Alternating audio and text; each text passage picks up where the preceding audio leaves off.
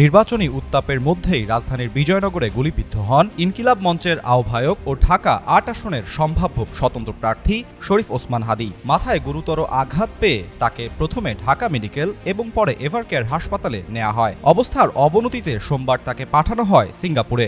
ঘটনার পর আইনশৃঙ্খলা বাহিনী অভিযানে নেমে প্রধান সন্দেহভাজন হিসেবে ফয়সাল করিম মাসুদ ওরফে দাউদ খানকে চিহ্নিত করে। এ সময় র্যাব জানায় ফয়সালের ঘনিষ্ঠ সহযোগী কবির আত্মগোপনে গেছেন, যা নিয়ে আলোচনায় উঠে আসে কে এই কবির এবং হামলায় তার ভূমিকা কি।